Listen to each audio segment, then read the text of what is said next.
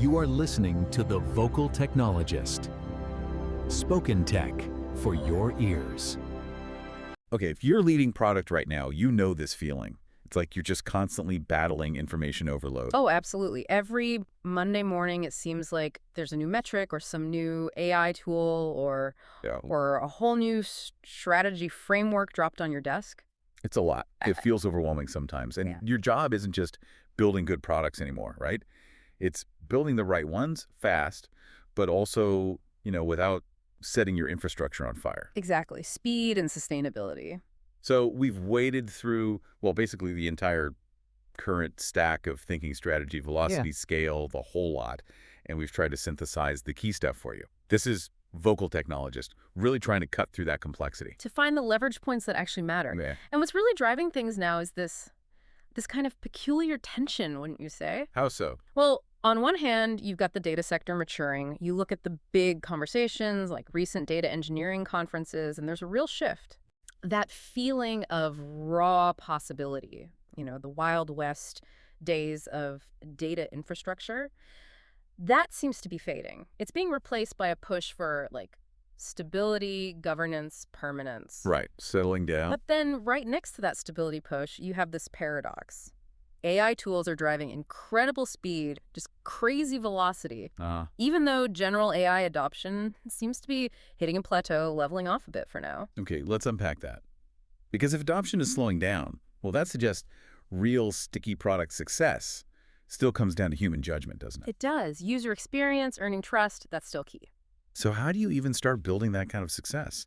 I guess we have to begin with the basics, the idea of competitive advantage, the moat. That's a critical piece here. What the thinking clarifies is that the moat, that defensive wall, it isn't just built by traction alone. Momentum isn't the moat. Okay, so what is it then? Momentum is the engine. It's what builds the real long-term advantages. Things like brand power or strong network effects or scale advantage. So you need the movement first. You need that sustained movement, yeah. And only then do those lasting defenses really start to solidify. And even before momentum, you need legitimacy, Yeah. right? You have to earn the right to even be in the game. That used to come from, happy customers, magazine reviews? It did. Testimonials, critical press, but that goalpost has definitely shifted a lot. How so? Well, today, legitimacy often feels tied to, say, validating your funding rounds or showing off amazing AI credentials. Right, the shiny objects? Yeah, but that can be just trend chasing, the fundamental requirement. That hasn't changed. You still have to earn trust. You have to show genuine, deep expertise. So slapping an AI feature on a mediocre product, that AI washing thing that doesn't cut it? No, absolutely not. That fails to demonstrate the real expertise you need for the long haul. Which brings us right to strategy, that need for deep expertise.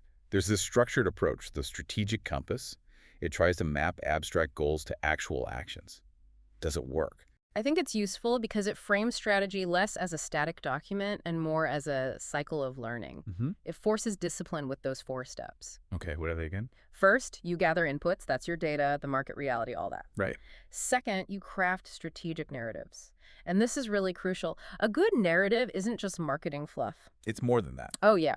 It's the bridge between what engineering is building and what the customer actually wants to achieve. It gets everyone telling the same story. Alignment, okay. Third, you find true leverage. You identify those areas where your effort gives you disproportionate returns, the compounding stuff. And then finally, you make focused choices.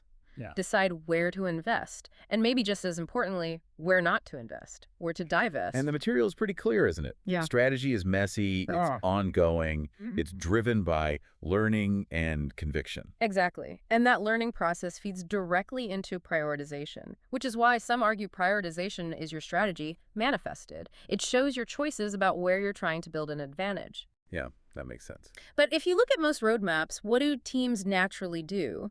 They chase the quick wins. Always. But strategic prioritization says, no, focus on the investments that genuinely compound over time, things that help today and make the next thing easier or better. Okay, but how do you actually sell that? Sell a compounding investment internally when, leadership is pushing hard for quick revenue, quick user growth, those quick wins. That's where the strategic narrative and that idea of leverage becomes so important. You have to map it out. Show the connection. Show the benefits, the drivers, the long-term power. Look, a small investment now in, say, a more scalable data structure might eliminate 10 future headaches. You're not just building one feature, you're building a foundational capability. Reducing future costs. Exactly. Reducing your future cost of delivery. That's how you turn a good idea into a real strategic compounding advantage. Okay, now let's talk speed. This is where things get really interesting. The new velocity, we said product stickiness is actually rising. Right. The quality bar is higher. Yeah. Yet the tools we have mean teams can move faster than ever. Exponentially faster, it feels like. Oh, definitely. Look at Grant Lee's team over at Gamma. They've pioneered this thing called the one-day product loop. One day. Seriously. One day. They prototype, they test it with actual users, and they refine the idea, all inside 24 hours. Now, By mashing up super efficient AI tools with immediate user feedback. It creates this instant learning and iteration cycle. That speed of validated learning, that's becoming the new benchmark. and that speed hinges entirely on the AI tools themselves. We're not just talking basic vibe coding anymore, right? That was more for mock-ups. Absolutely. We're seeing the emergence of what's being called vibe solutioning. There's a startup, Rocket, just raised a big seed round, $15 million.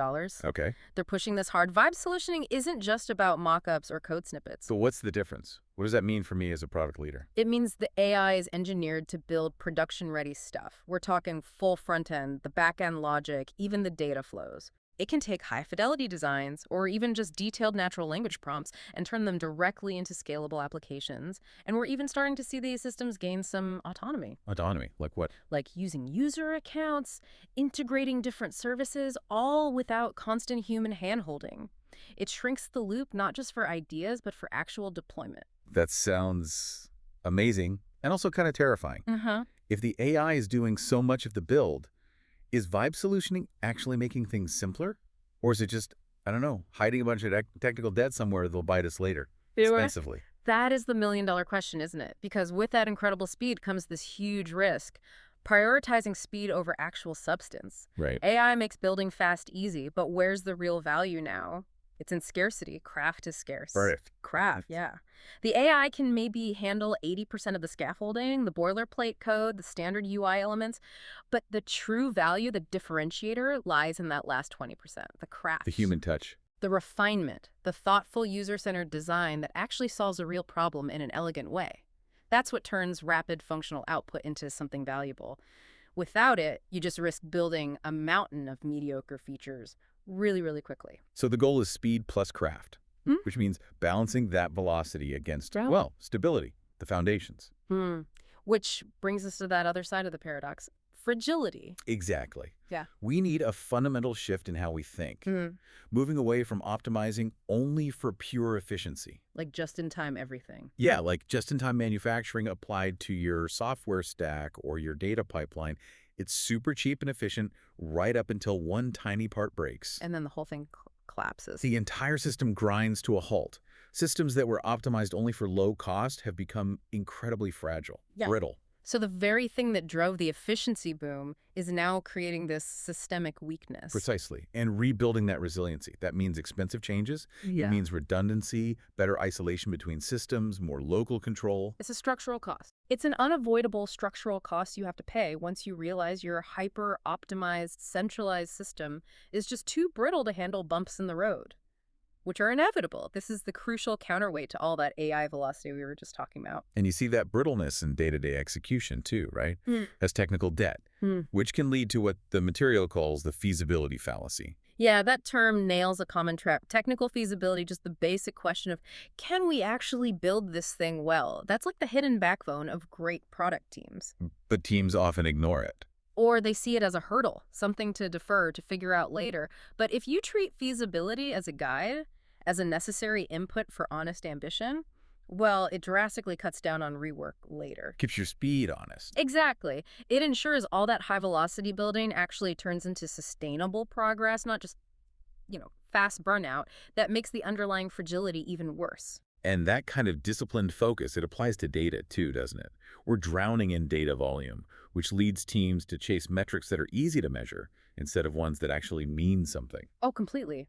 Businesses are swimming in numbers but starving for actual insight. It forces you to ask, what data really drives understanding? So what's the answer? Well, the research points to a very disciplined approach. the 100 metrics rule. It suggests that genuine insight comes from a surprisingly small core set of things. Like how small? Roughly 100 key metrics, maybe 50 important events you track, and around 150 defining attributes. Why those specific numbers? Is the number itself magic? It's less about the exact count, more about the principle of focus and structure. When you identify only that core set and you structure it clearly, give everything clear semantic links, clear definitions, you stop just reporting generic numbers and start generating insight. Then that structure matters for AI too. Critically, that's the kind of well-structured data that lets AI become more than just a reporting engine. It allows AI to be a reasoning partner, helping you spot complex patterns, not just count basic KPIs. That focus on outcomes, on shared understanding, it maps directly to how leaders need to manage stakeholders, their teams, their peers. You can't succeed in product without really effective stakeholder management. Absolutely. And skillful leadership, there is almost a form of strategic defense for your product's longevity. The material lays out 5 key things for success. Okay, what are they? First, prioritize your key players. Know who really matters. Second, actively build trust, especially with your technical teams. That's vital. Third, get everyone aligned on shared, measurable outcomes. Fourth, involve stakeholders early, especially in discovery. Catch those feasibility issues before they become huge problems. Makes sense. And fifth, Manage conflict constructively. Don't just see disagreements about features as roadblocks. See them as signals. Maybe there's an unstated strategic misalignment you need to surface and resolve. So doing that well isn't just good management. It's a strategic advantage. it becomes a lasting advantage that reinforces everything else, your momentum, your longevity. Okay, so let's try and pull this all together. What does it all mean?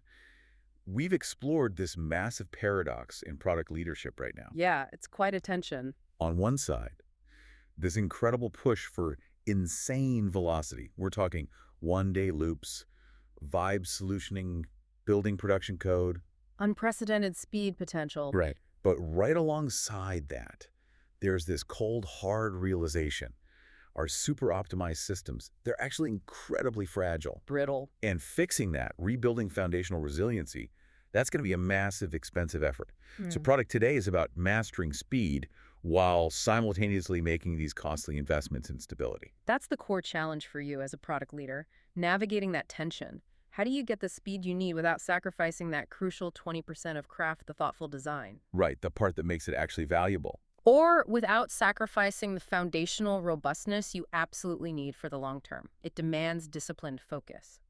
And, crucially, you have to avoid what some call placebo productivity. Placebo productivity. Yeah, staying busy with low-impact tasks to avoid the really hard, complex, high-stakes strategic thinking. Fear of making those tough calls. So you have to build strong houses fast, not just build fast houses. That's a great way to put it. Yeah. Precisely.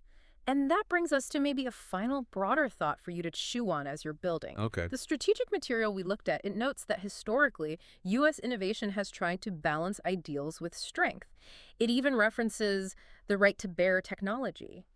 So given the fragility we've just discussed and this emerging reality of autonomous AI agents using regular user accounts to do things, how far has that balance maybe already shifted towards fragility? That's a heavy question. And what responsibility do product builders do you have now for the societal resilience of these incredibly complex systems you're creating and making faster every day? Wow.